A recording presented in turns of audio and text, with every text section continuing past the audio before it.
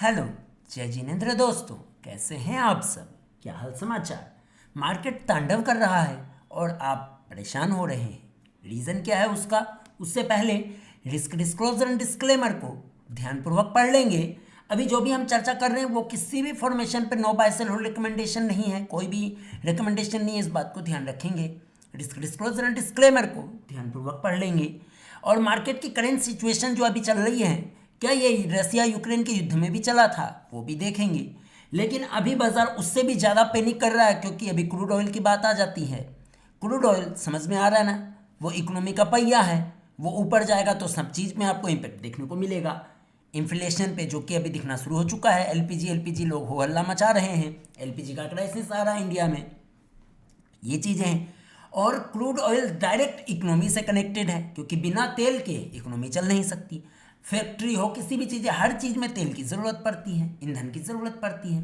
तो चलिए आगे बढ़ते हैं। अब समझते हैं निफ्टी का टेक्निकल स्ट्रक्चर क्या कह रहा है और एक महत्वपूर्ण लेवल जो कोविड के बाद क्रैक हो चुका है उसके बाद क्या क्या संभावनाएं बन सकती हैं अगर वॉर जारी रहता है और क्रूड ऑयल ऊपर जाता रहता है। तो समझने के लिए टेक्निकल टूल का इस्तेमाल करेंगे क्योंकि डायरेक्ट प्राइस पे आपको कुछ समझ में नहीं आएगा। तो निफ्टी का इंडेक्स आपके स्क्रीन पर है। सबसे पहले हम 124 सिंपल मूविंग एवरेज जो कई बार आपके साथ हाईलाइट किया था उसको देखते हैं। और हमने क्लियर कट कहा था कोविड के समय उसके बाद वो आज तक नहीं टूटा है। इस बात को ध्यान में रखते हुए 124 सिंपल मूविंग एवरेज वीकली का हमने चार्ट पर लगा दिया है। और आप देखें कि यहाँ पर मार्च 2020 में ये टूटने के बाद काफ़ी शार्प फॉल इस एवरेज का आया है। मार्च में ये टूटा था, आप देख रहे हैं मार्च में टूटने के बाद वन डायरेक्शन में काफ़ी शार्प फॉल आया 124 सिंपल मूविंग एवरेज टूटने के बाद। इसके बाद 2020 के बाद ये पहली बार वीकली क्लोजिंग यहाँ पे हुई और पहली बार वीकली क्लोजिंग बेसिस में क्रैक हुआ। इसका मतलब क्या है टेक्निकली? तो इसका मतलब ये होता है प्राइस में बियर ग्रिप में है और 124 सिंपल मूविंग एवरेज जो पिछले 5 से 6 सालों में नहीं टूटा था, कोविड के बाद अभी पहली बार टूटा है। इसका मतलब है बाजार में असली बियर रन की स्टार्टिंग देखने को मिल रही है। मतलब इस गिरावट के बाद ये जो पैनिक गिरावट शुरू हो रही है आने वाले समय में, ये जो एक डॉट लेवल है, चूंकि बाजार में जब इस तरीके की सिचुएशन होती है तो पिछला जो डॉट लेवल हुआ करता है उसको अगर ब्रेक करता तो और तेजी से नीचे गिराने का प्रयास करता है। इसको ध्यान में रखते हुए यहाँ पे 124 सिंपल मूविंग एवरेज वीकली में टूटा और यहाँ पे भी टूटा। तो चेक करते हैं यहाँ पे 124 सिंपल मूविंग एवरेज तोड़ने के बाद कितना परसेंट गिरा था। तो लगभग ये 124 सिंपल मूविंग एवरेज टूटने के बाद लगभग 31% 32% गिरा है। लेकिन अगर हम टॉप से बात करें तो लगभग 38% है और यहाँ से अगर टॉप से बात करें तो इस लेवल पर लगभग 17% आता है जो एक अल्टीमेट जोन होता है और निफ्टी का वैल्यूएशन भी ठीक ठाक लेवल पर पहुँच जाता है। और मुझे लगता है वापस अगर यहाँ आएगा तो शायद निफ्टी का पी 19 के आसपास होगा, वो भी हम देखेंगे।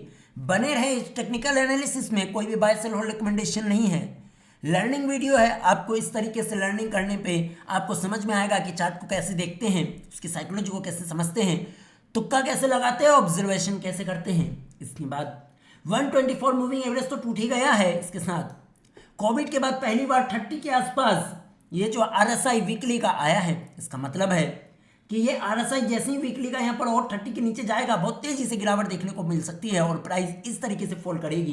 क्योंकि पहले जब गिरता है उसके बाद जो महत्वपूर्ण लेवल्स को क्रैक करके गिरता है उसकी मतलब एक्सट्रीम पैनिक होती है। गिरावट का एक और कारण होता है M2M, मार्क टू मार्केट। जो लोग उधारी में बाजार में धंधा करते हैं मार्क टू मार्केट में उनकी पोजीशन काटने की नौबत आ जाती है क्योंकि वो मार्क टू मार्केट नहीं देख पाते हैं और औकात से ज़्यादा पोजीशन उधारी के पैसे से बनाते हैं, जिसके कारण से उनको पोजीशन काटनी होती है या फिर ब्रोकर ही उनका पोजीशन काट देता है, जिसके कारण एक शार्प फॉल तेजी से देखने को मिलती है। वो सिचुएशन अब यहाँ पर बनती हुई नजर आ सकती है मार्क टू मार्केट के कारण, जो कि पहले एक इमीडिएट सपोर्ट जो 7 अप्रैल और 3 मार्च का था 21,740, जो एक डॉट लेवल भी है, वो भी एक महत्वपूर्ण लेवल है।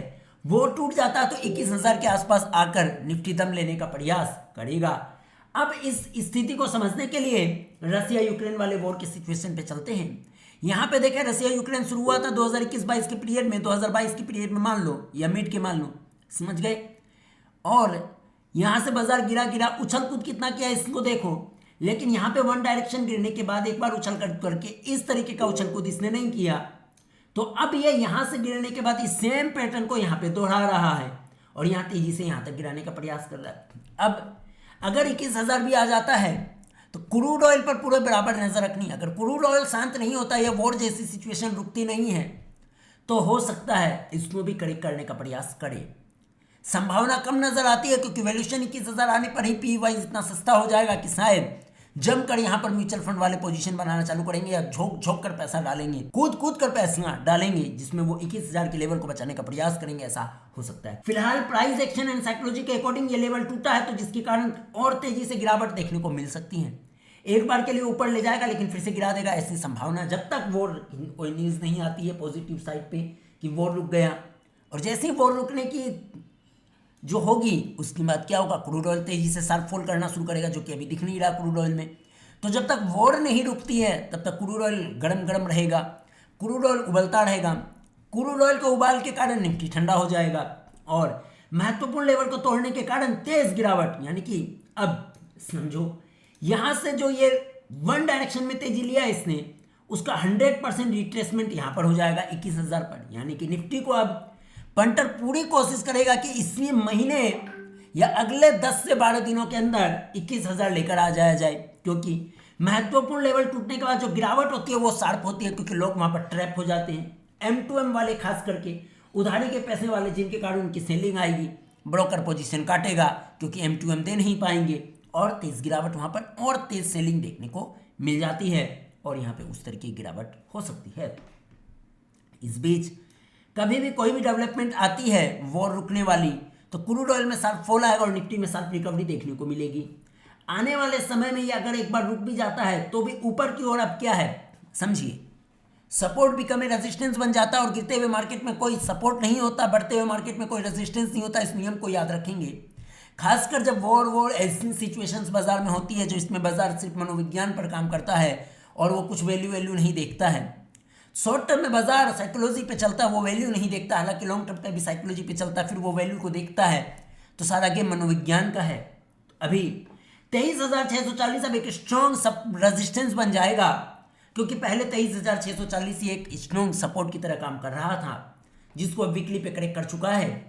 तो क्लियर कट अब जब तक 23,640 के ऊपर प्राइस नहीं जाती है, प्राइस उसको रेजिस्टेंस की तरह लेगा और ऊपर ले जाता भी है तो शार्प फॉल कर देगा, सिंपल। तो इस बॉक्स में नजर रखेंगे, ये पूरा बॉक्स यहाँ पे देख सकते हो। थोड़ा ऑब्जर्वेशन अगर आप डीपली करोगे तो यहाँ पे भी इस तरीके से 2-2.5 साल किया और यहाँ पे भी अभी भी वही कर रहा है। मार्च पूरा ऐसे ही चला जाएगा।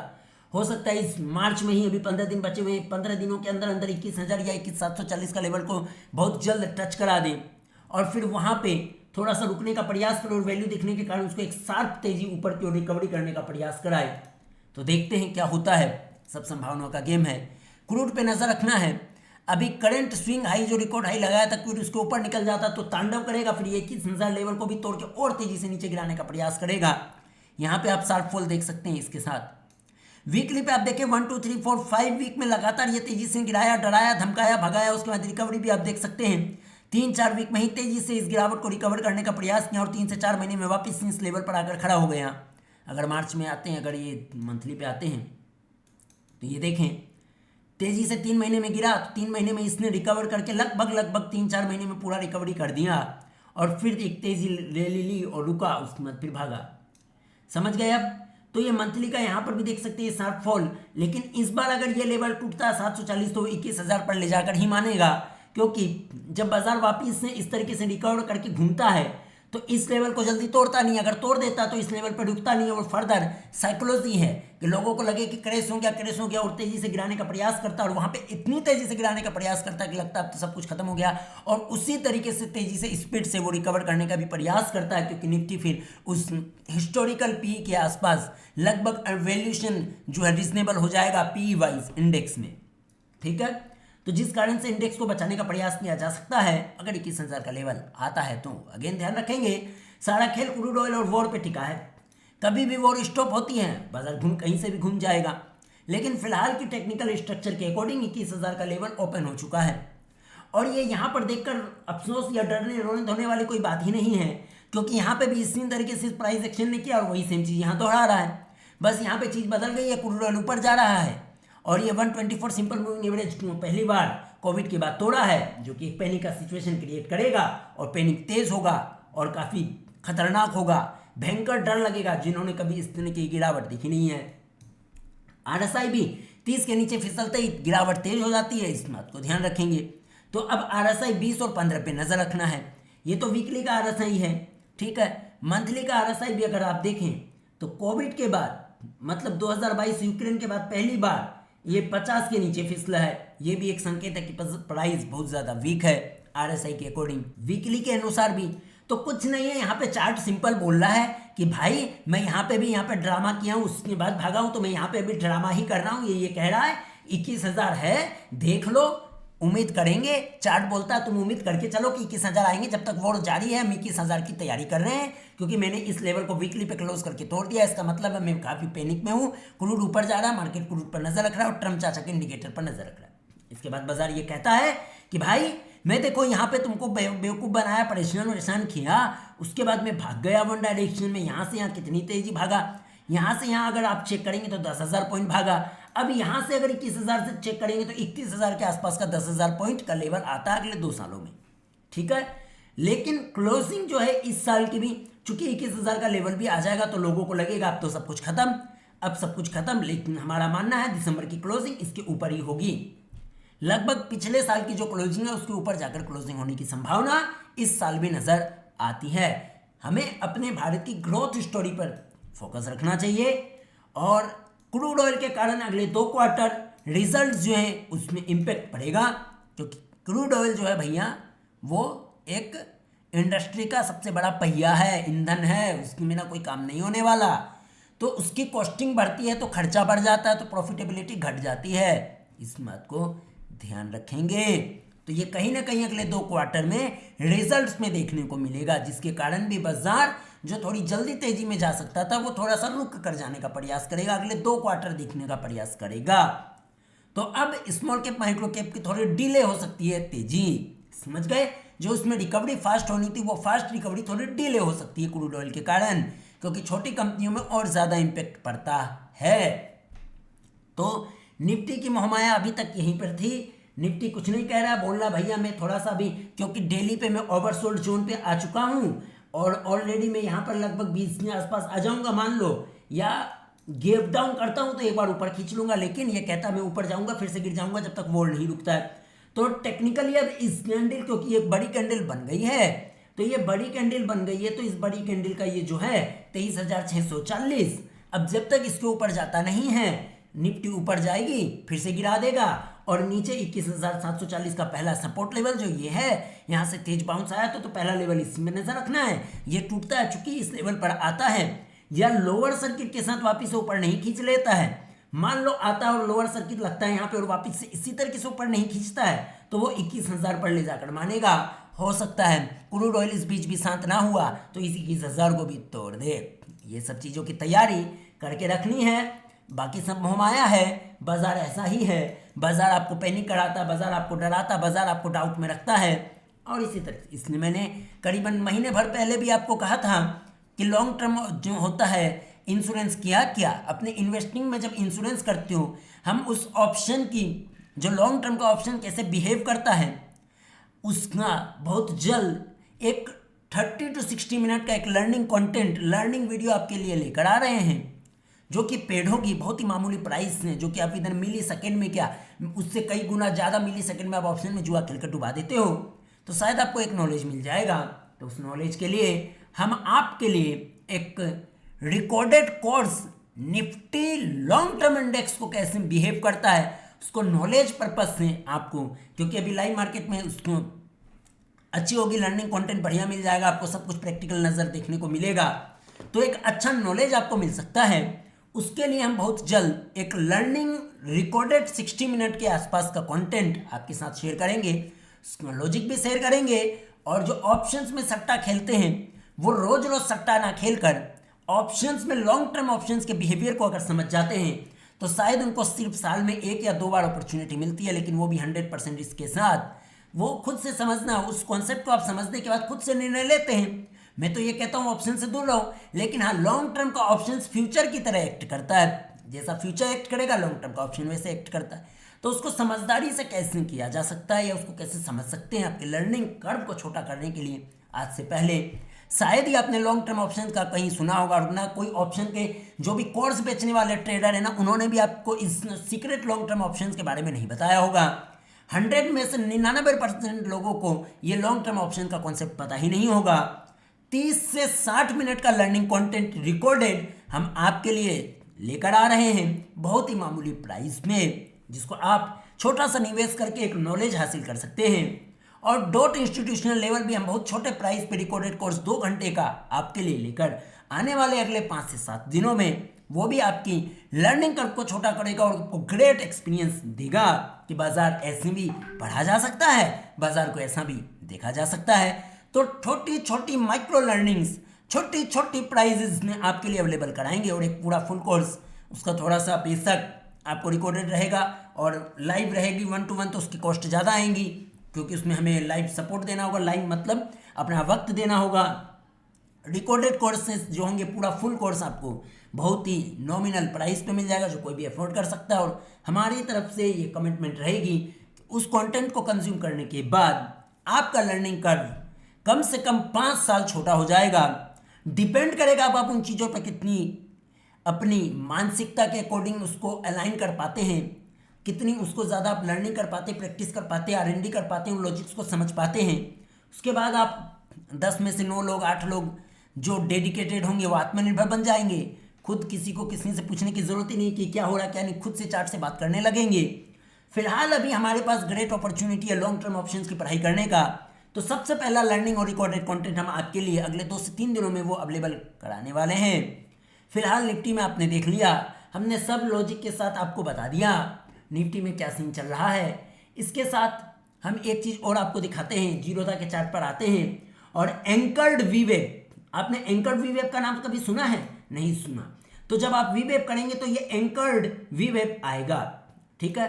इसको आप जब लगाएंगे तो एक तो आप यहाँ पे लगा ले 2022 यूक्रेन के वाले युद्ध पे जब आप लगाते हैं तो आपका एवरेज क्लियर कट ये वीवेव का 21,740 आता है। तो अब 21,740 में वीकली पे जो है, ये भी बहुत महत्वपूर्ण वीकली क्लोजिंग बेसिस पे है। 21,740 टूटता तो 21,000 का लेवल। उसके बाद ये एंकर्ड वीवेव यहाँ पे हम इसको लेके आ जाएंगे कोविड वाले जगह पर, तो भी यहाँ 19,000 का लेवल आता है, जिसकी उम्मीद बेहद कम लगती है, लेकिन हाँ 21,000 का लेवल आने की संभावना नजर आती है। तो ये इस तरीके से आप एंकर्ड वीवेव लगा सकते हैं। इसको छोड़ दो, इसको भी यहीं डाल दो। तो इस एंकर्ड वीवेव 19,000 के आसपास आता है, कोविड वाला लो, कोविड का एवरेज, एंड रसिया यूक्रेन का जो बॉटम 15,300 पे बना था उसका एंकर्ड एवरेज वीकली पे वही 21,740 पर आता, जो कि एक डॉट लेवल भी है।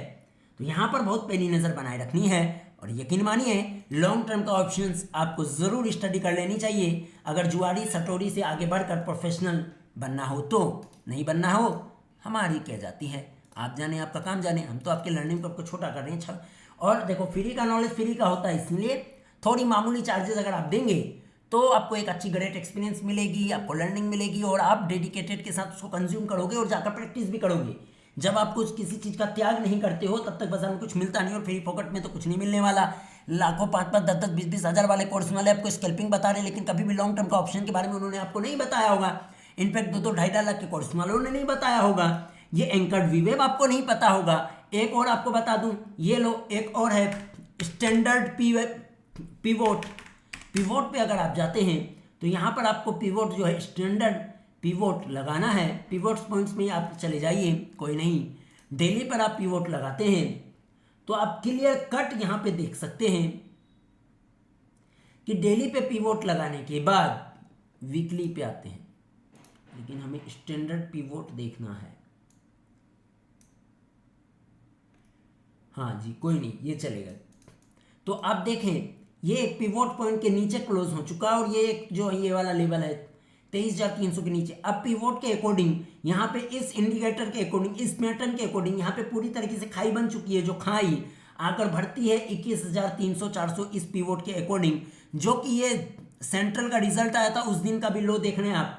तो इसके लो को भी ध्यान में रखना है, इसको भी ध्यान में रखना है, इसको भी ध्यान में रखना है। गिरावट यहाँ से तेज होगी, ऊपर जाएगी, लेकिन फिर से गिराने का प्रयास करेगी जब तक वॉर नहीं रुकता और क्रूड ऑयल अगर रिकॉर्ड हाई को भी तोड़ के क्रूड ऊपर जाता रहता है तो फिर ये सब लेवल भी तोड़ने का प्रयास करेगा, भयंकर पैनिक करेगा, कोविड वाला पैनिक करेगा। लेकिन इस बीच आपको निफ्टी के पीई वाइज वैल्यूएशन पे भी ध्यान रखना है।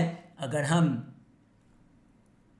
निफ्टी का पी जाकर आप स्क्रीनर पे देख लो, 1 महीने 10 महीने 1 महीने पे जाके अभी क्या चल रहा है, 5 साल का 10 साल का ऐसे करके 19 के आसपास जो है, यूक्रेन का टाइम में भी 19 के आसपास बनाया था और अंडर वैल्यूड 17 के आसपास 15 के आसपास, तो ओवर अंडर एकदम एक्सट्रीम अंडर वैल्यूड हो जाता है।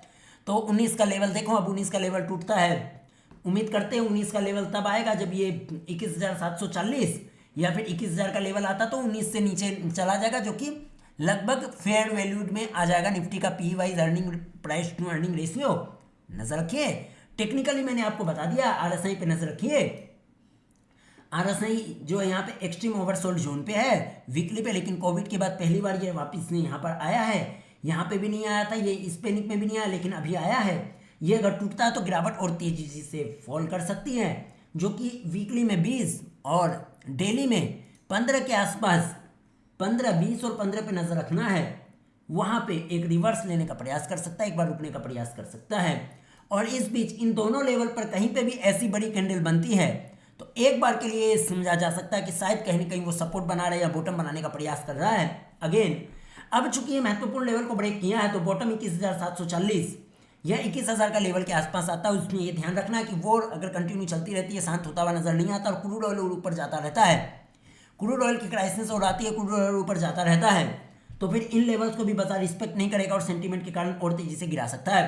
लेकिन फिलहाल ये उम्मीद करके चलेंगे कि 21,000 के लेवल को नहीं तोड़े और यहीं पर अगर आता है इस 740 को लेवल को तोड़ने के बाद तो शायद एक बॉटम बनाने की कोशिश कर सकता है और जब रिकवरी करेगा तो काफी फास्ट इस तरीके से करने का प्रयास कर सकता है। और इस बीच मान लो यहाँ पर कहीं पर आ जाता है और वो रुक जाती है तो एक बड़ा गैप अप वापिस से बाजार करने की संभावना है। जो भी हमने चर्चा करी है वो अपने एक्सपीरियंस और सिर्फ एक लर्निंग करी है। यहाँ पे हमने अपनी लर्निंग आपके साथ शेयर करी है, कोई भी बाय सेल और रिकमेंडेशन नहीं है। जो करना है अपने वित्तीय सलाहकार से पूछ के करो या अपनी बुद्धि विवेक से करो या अपनी मानसिक और वित्तीय क्षमता के अनुसार करो। हमारी तरफ से कोई भी जो है बाय सेल कुछ भी नहीं है, सिर्फ टेक्निकल चार्ट पर जो हमें नजर आया हमने आपके साथ शेयर किया है।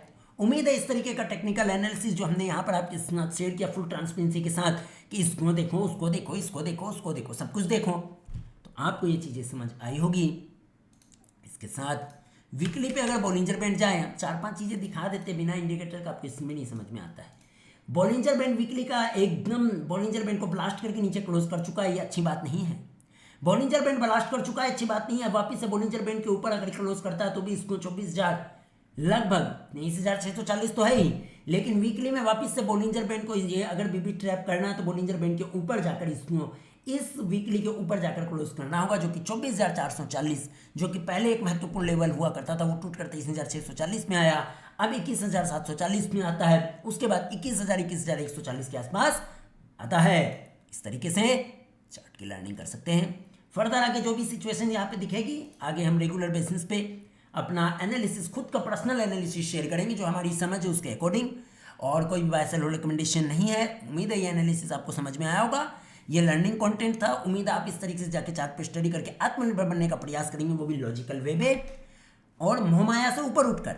ये नहीं मैंने तो लिया है, मेरा तो नीचे गिर गया हुआ है, ये वो है तेरे, ऐसे करते हो तो बाजार की हिस्ट्री उठाकर देख लो। बाजार हर 1 साल 2 साल में कुछ न कुछ कांड करता रहता है और इस तरीके से बाजार परेशान करता है, लेकिन उसके बाद क्या हुआ वो भी आपको देखना चाहिए। तो बाजार का सेंटीमेंट ऐसा ही है, बाजार में वो लोग यहाँ पर नहीं टिक सकते जिनका अपना पैसा नहीं है, दूसरी चीज जिनकी मानसिक कैपेसिटी नहीं है, तीसरी चीज जो एफडी या किसी और एसेट्स क्लास से इक्विटी क्लास को जो है मेजर करते हैं। अरे मैं ना 2 साल वहाँ पैसा रखता तो एफडी में 12% मिल जाता, यहाँ तो 40% माइनस हो गया, यहाँ तो 50% माइनस हो गया, मैं तो परेशान हो गया। ऐसे लोगों के लिए, ऐसी मानसिकता वाले लोगों के लिए कभी शेयर बाजार न था न कभी होगा और आने वाले वक्त में भी कभी नहीं होगा। ऐसे लोग बुल मार्केट के ऊपरी स्तर पर कूदेंगे, निचले स्तर पर बेचेंगे, फिर से कूदेंगे, फिर से बेचेंगे, वो ऊपर आएंगे नीचे बेचेंगे। जबकि स्मार्ट लोग जो ट्रेडर हैं, ट्रेडर मतलब प्योर बिजनेस माइंडेड और ट्रेडर, इन्वेस्टर जो बिजनेस में इन्वेस्ट करता है, ट्रेडर जो है प्राइस में इन्वेस्ट करता है। प्राइस में इन्वेस्ट करने के लिए क्या करना, क्वालिटी माल को बाय लो सेल हाई, बाय लो सेल हाई, इन्वेस्टमेंट के लिए क्या करना पड़ता है, बिजनेस को, फ्यूचर को समझना पड़ता है और प्रेजेंट में रोना धोना नहीं करना पड़ता है। इन दो चीज़ों को समझ लोगे तो जीवन सुधर जाएगा। और बाजार समझ नहीं आता तो बाजार से दूर रहो। और भी बहुत सारे इंस्ट्रूमेंट है, वहाँ पर इन्वेस्ट करो। क्यों आते हो इक्विटी मार्केट में, मोह माया के चक्कर में मत रहो। अपनी मेंटल कैपेसिटी, फाइनेंशियल कैपेसिटी और मानसिक क्षमता को समझते हुए आगे बढ़ो, क्योंकि बाजार ऐसे ही परेशान करेगा, आपको रुलाएगा, धुलाएगा, भगाएगा, उसके बाद वन डायरेक्शन में बूम हो जाएगा। और जब बूम हो जाएगा तो आप ये सब जो आज की चीज़ें, डर का माहौल है, ये वो सब कुछ भूल जाओगे।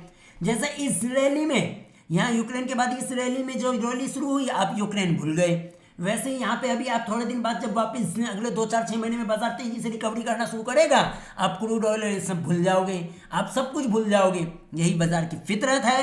प्रेजेंट में सबको याद रहता है, फ्यूचर में सब कोई भूल जाता है कि पास्ट में क्या हुआ था। लेकिन पास्ट में यहाँ पर प्रेम से देखोगे तब तो समझ में आएगा।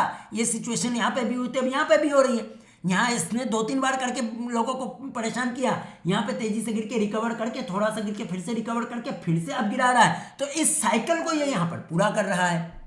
और इसने सोने पे सुहागा ये दे दिया, बाजार को कोई ना कोई बहाना चाहिए। मिल गया बाजार को क्रूड ऑयल का बहाना, बस हो गया कांड। और किया, सिंपल। तो बाजार में हर कोई नहीं टिक सकता है। कारण है वॉलीटिलिटी, न्यूजेज, वॉर, कभी कुछ, कभी फाइनेंशियल क्राइसिस, कभी कुछ, कभी कुछ, कभी आईटी बबल फटा तो कभी ये हो गया तो कभी वो हो गया। ये सब होता रहेगा। लेकिन बाजार में हर कोई किसी की बस की बात नहीं है कि बाजार में वो इन्वेस्टेड रह पाए या बिजनेस कर पाए। तो आपको अपनी मानसिक क्षमता समझनी है। इसलिए मैंने बार बार कहा, दुनिया की कोई भी ताकत आपको शेयर बाजार में ये नहीं बता सकती कि पैसा कैसे बनेगा। ये सारा खेल अनुभव का, मानसिक क्षमता का है और आपकी R&D का, आप कितनी पढ़ाई करते हो उसके बाद। Knowledge in all, master in one, multi asset trading, बेवकूफ बनाने वाली ट्रेडिंग।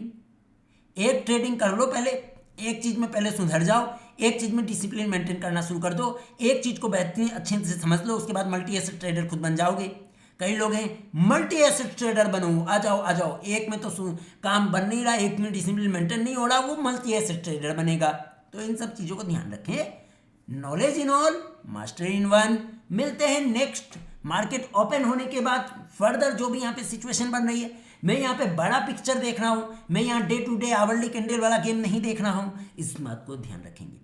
तो अब जब तक 23,640 के ऊपर वापस वीकली क्लोजिंग बेसिस पर क्लोज नहीं होता है, बाजार शांत नहीं रहेगा, ऊपर जाएगा गिर जाएगा, ऊपर जाएगा गिर जाएगा। RSI पे नजर रखो और वॉर पे न्यूज पे नजर रखो। और याद रखना, अमेरिका हार मानने वाला नहीं है। हार मानेगा या युद्ध की सेटलमेंट होगी तो ईरान की तरफ से होने की संभावना है। और अमेरिका जो है वो भैया नाक कटाने वाला है नहीं। और ऊपर से चेहरा ट्रम्प चाचा हार मानने वालों में से नहीं है। वो अपने पूरा जो ताकत लगा देगा, सब कुछ खत्म कर देगा, लेकिन वो हार मानने वाले इसमें से नहीं है। ईरान के साइड से हमें नजर रखनी चाहिए। या फिर ये युद्ध और तेजी से बढ़ता और काफी सारे देश कूद के आ जाते हैं तो फिर कोविड क्रेश के लिए इंतजार करना। कोविड वाला क्रेश बाजार में आ जाएगा। अगर और भी देश एकदम सामने से कूद कर आ जाते हैं तो और सोने पे सुहागा हो जाएगा, बाजार को एक और झटका लग जाएगा। वही बम फोड़ दिया और तेजी से, और ज़्यादा बाजार परेशान होगा। फिर टॉप से 38% वाला जोन देखने को मिल सकता है। इनफैक्ट 40% का जोन भी, उसको कहेंगे असली क्रेश। याद रखना, 20% या 17% से नीचे जो गिरता है वो होता है असली क्रेश। एक क्या 2, 4, 5, 10% ये सब नॉर्मल करेक्शन, उछल कूद है, ये सब कुछ नहीं है।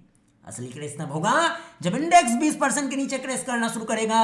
वो जितना गिरेगा वो चीज असली क्रेश हुआ। उससे पहले ये सारा सीधा जो है ये हिस्ट्री में होता आया रहा है। ये नॉर्मल करेक्शन है 17-18%। और टॉप से जैसे इंडेक्स 17-18-20% नीचे आता है, वैल्यूएशन उसका फेड हो जाता है। तो पी पे भी नजर रख सकते हैं आप।